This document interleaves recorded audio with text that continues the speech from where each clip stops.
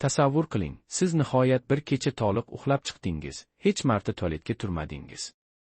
Ertalab kozguda odatdagi shishlar va koz ostidagi ranglar yo'q, belingizda esa uzoq vaqtdan beri unutib qo'yilgan yengillik paydo bo'lgan. Bu orzudek tuyuladi, shunday emasmi? Ammo 1967 yilda oldingi shifokorlar bu holatga tabletkalar toplamisiz. Qimmat muolajalarsiz erishishning sirini bilgan edi. Bugun biz tanamizning signallarni tabletkalar bilan bo'g'ib qo'yishga odatlanganmiz, lekin buyraklar, jim, sabrli mehnatkashlar. Ular yillar davomida chidab keladi. Biroq bu ajoyib filtr tiqilib qolganda, butun organizm chiqindilar oqimida chokib boradi. Natijada tungi bezovta uyg'onishlar, surunkali charchoq, bosimning asossiz o'zgarishlari. Ko'pincha buni yoshga yozamiz, ammo 60dagi tajribali mutaxassislar aytishardi, muammo yillarda emas, balki tizimning pokligida. Men siz bilan naturopatlarning qadimiy yozuvlari va eski tibbiy qo'llanmalarda saqlangan usulni baham ko'raman. Bu buyraklarni chuqur darajada tozalaydigan, ularni yangi kuch bilan ishga tushiradigan retsept. Biz hech qanday qattiq kimyoviy moddalardan foydalanmaymiz.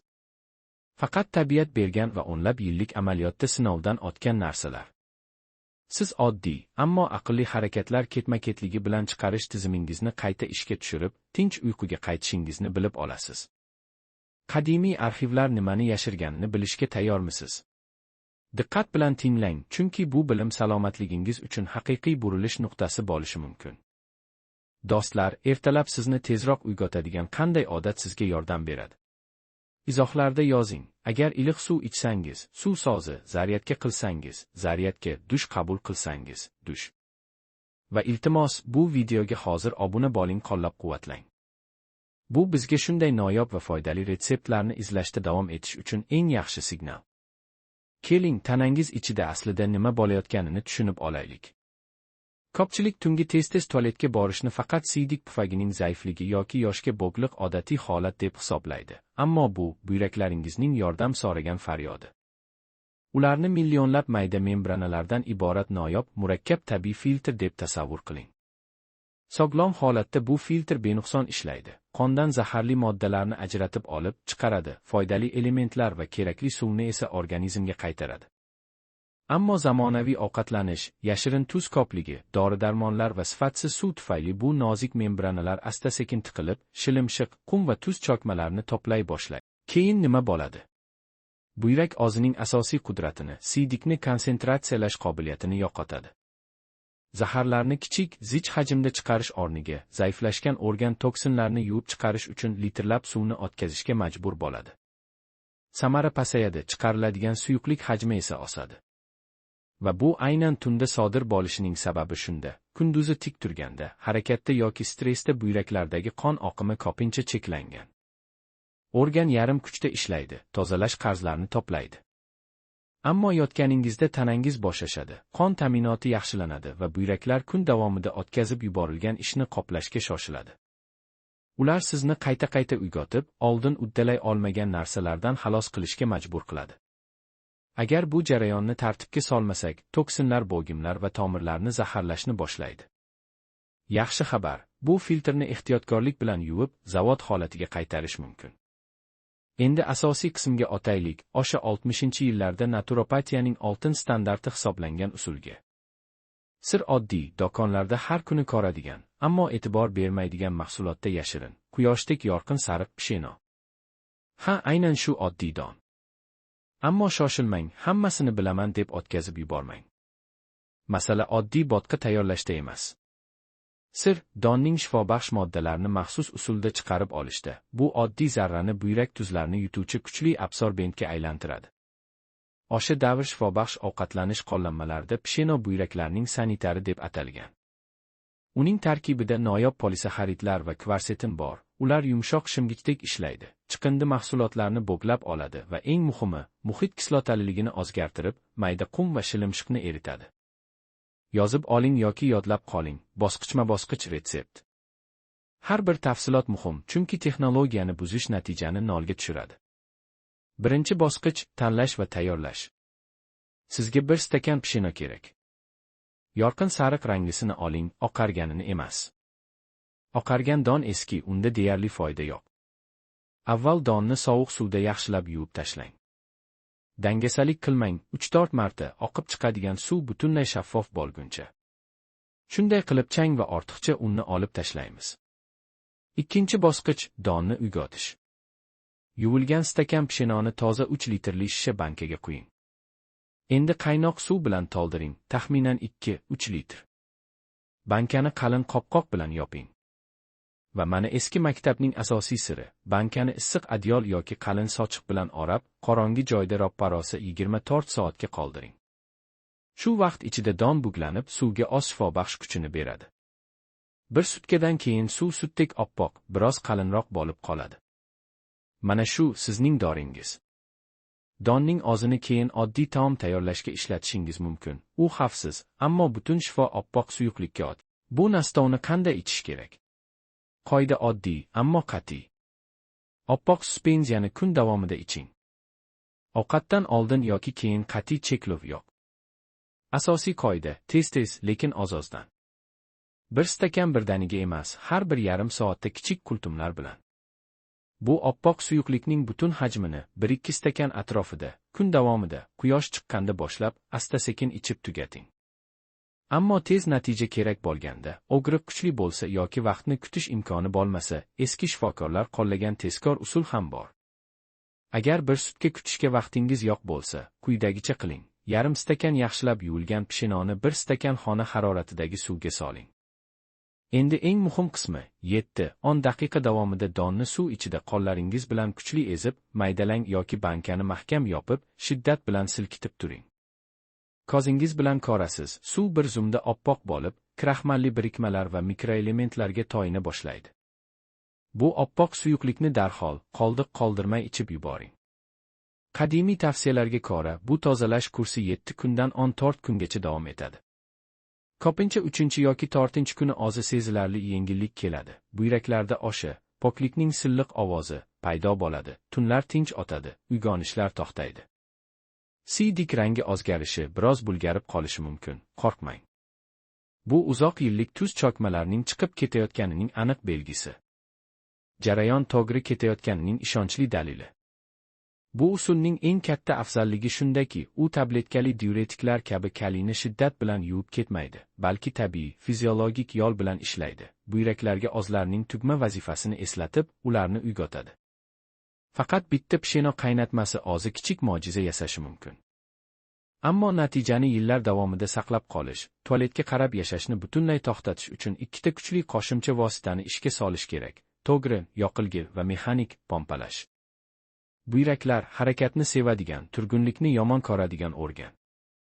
Tozalash davrida stolingizdan qat'iy ravishda olib tashlash kerak bo'lgan birinchi dushman, oddiy tuz emas, balki yashirin tuz.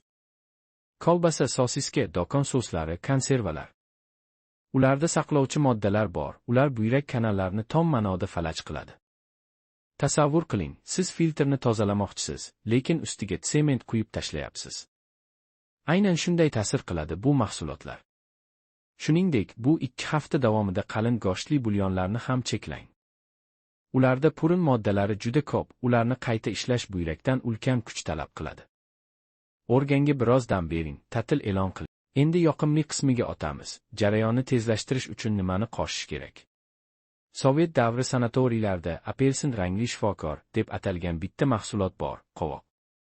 Qanday tayyorlasangiz ham, asal bilan pishirib, bo'tqa qilib yoki sharbat chiqarib.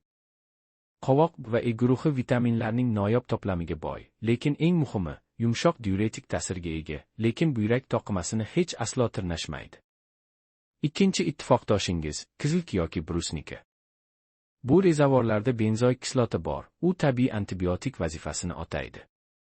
Agar muammoingizning tagida yashirin, sekin kechadigan yalliglanish yotgan bo'lsa, shakarsiz kislyak mors psheno damlamasiga eng zo'r yordamchi bo'ladi. Ammo eng mukammal ovqatlanish ham belingizda qon aylanishi bo'lmasa, to'liq samara bermaydi. Buyraklar issiqlik va yaxshi qon oqimini yaxshi ko'radi. Men sizga davolovchi jismoniy tarbiya repertuaridan 2 ta mashq beraman. Ularni hatto karavotda yotib yoki gilamchada ham bajarish mumkin. Ular buyraklarni mexanik massaj qiladi, venoz qonda turgunlikni yo'qotadi. Birinchi mashq biroz kulgili tuyulishi mumkin, ammo uning samaradorligi o'nlab yillik amaliyotda tasdiqlangan. Bu dumba ustida yurish. Gilamchaga o'tiring. Oyoqlaringizni oldinga cho'zib, tik o'tiring, belingiz to'g'ri, orqangiz tekis. Qo'llaringizni tirsakdan bukib qo'yishingiz mumkin, bu qulayroq bo'ladi. Endi oldinga harakatlanishni boshlang. Navbat bilan chap, keyin o'ng dumbangizni siljitib, asta-sekin oldinga suring. Shunday qilib, 2-3 metr oldinga boring, keyin orqaga qayting. Bu mashqni ertalab va kechqurun 5 daqiqadan bajaring. Bu paytda tanangizda nima sodir bo'lmoqda? Siz kichik tos va bel mintaqasiga yumshoq tebranish va chuqur massaj yaratyapsiz. Qon buyraklarga shiddat bilan oqib keladi. Ular suyuqlikni faolroq filtrlay boshlaydi. To'qimalardagi modda almashinuvi bir necha barobar tezlashadi. Bu harakat qum va chokmalar tom ma'noda silkitib tashlaydi. Ularni joyidan qo'zg'atadi va chiqarib yuborishga yordam beradi. Ikkinchi mashq mushukcha, ammo juda sekin, dangasa tempda bajariladi. Tort oyoqqa turing.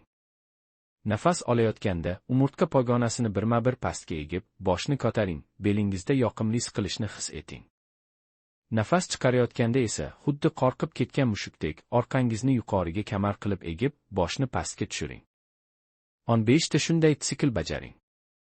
Bu harakat nasos vazifasini o'taydi. Egilganda buyraklar siqilib, venoz qonni itarib chiqaradi. Tekislanganda esa yangi, kislorodga boy arterial qon bilan to'ldiriladi.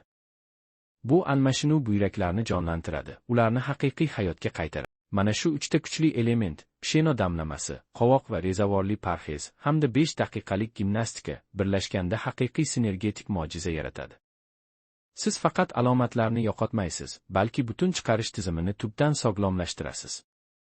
Organizm ortiqcha suvni zaxira qilib toplamay qo'yadi, shishlar yo'qoladi, tungi uyqu yoshlikdagidek chuqur, uzluksiz va tinch bo'ladi. Ertalab o'zingizni yangi tugilgandek his qilasiz, yengil, baquvvat, ko'z ostida sumkalar yo'q, belingiz erkin. Ammo, do'stlar, biz albatta xavfsizlik haqida gaplashishimiz kerak, chunki ishonch har qanday davolanishning asosi. Xalq tabobati bu ulkan kuch, lekin uni aql bilan ishlatish lozim. Psheno damlamasi va faol tozalashlar buyraklarda yirik toshlar borligi aniqlangan odamlarga mutlaqo mos kelmaydi. Har qanday kuchli diuretik vosita shunday toshni joyidan qo'zg'atib, o'tkazgich yo'llarni tiqab qo'yishi mumkin. Bu jiddiy xavf. Shuningdek, o'tkir yalliglanish fazasida, masalan, o'tkir pielonefritda bu usul qat'iyan man etiladi. Bunday paytda shoshilinch tibbiy yordam va dori-darmonlar kerak, uy sharoitidagi damlamalar emas. Oshqozonda kislotalilik pasaygan gastrit bo'lganlar ham ehtiyot bo'lishsin. Va eng muhim oltin qoida, har qanday kursni boshlashdan oldin, ayniqsa surunkali kasalliklaringiz bo'lsa, albatta o'z shifokoringiz bilan maslahatlashing. Bizning maqsadimiz tanani ehtiyotkorlik bilan yordam berish, unga zarar yetkazish emas. Sog'lik bu dono yondashuvni talab qiladi. Endi esa bu natijani yanada mustahkamlash uchun qo'shimcha maslahatlarim bilan cho'zib aytaman, chunki buyraklarni sog'lom saqlash bu bir martalik emas, balki doimiy hayot tarzi.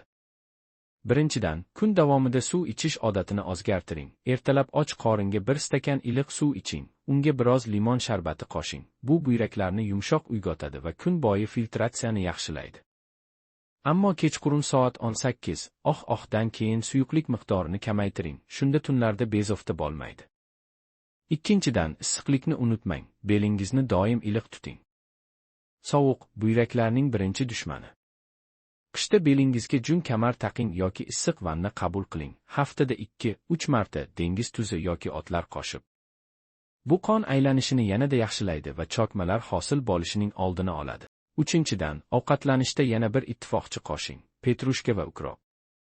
Bu kokatlar tabiiy diuretiklar, lekin juda yumshoq, salatlarga, sho'rvalarga qo'shing. Ular buyraklarni tirnashmaydi, aksincha, ularni qo'llab-quvvatlaydi va yalliglanishga qarshi kurashadi. To'rtinchidan, stressni kamaytiring, bu muhim. Surunkali stress buyraklarni qisib qo'yadi, qon bosimini oshiradi va filtratsiyani buzadi. Har kuni 10 daqiqa chuqur nafas olish mashqlarini qiling yoki tabiatda sayr qiling. Bu oddiy, ammo buyraklar uchun haqiqiy dam olish. Va nihoyat, har 6 oyda bir marta profilaktika kursini takrorlang. 7-10 kunlik psheno tozalashi. Bu tanangizni tunib qilishdek, mashinani texnik ko'rikdan o'tkazgandek. Natijada siz nafaqat tungi bezovtaliklardan xalos bo'lasiz, balki umuman energiya darajangiz ko'tariladi, bosimingiz barqarorlashadi, bogimlaringiz og'rigi kamayadi, teri va sochlaringiz ham yaxshilanadi. Chunki buyraklar butun organizmning asosiy tozalovchisi. Pok buyraklar, bo'sh ishlarsiz, tinchsiz tunlarsiz, to'laqonli hayotga chiqdi. Bu vaqt bilan sinovdan o'tgan retseptni sinab ko'ring, ozgina harakat qo'shing va tanangiz sizga bir necha kun ichida minnatdorchilik bildiradi. O'zingizga gamxo'rlik qilishni kechiktirmang, sog'lik eng qimmat boylik. Agar bu video sizga foydali bo'lgan bo'lsa, hozirgina kanalga obuna bo'ling, qo'ng'iroqchani bosib qo'ying, shunda sog'likning unutilgan sirlarini birinchilardan bilib turasiz. Bu rolikni do'stlaringizga ijtimoiy tarmoqlarda tarqating, balki kimdirga aynan hozir hayotiy zarur maslahat kerakdir. Izohlarda o'z tajribalaringizni yozing, savollaringizni bering, men hammasini o'qiyman. Sog' bo'ling, energiyaga to'ling va yangi chiqishlarda ko'rishguncha.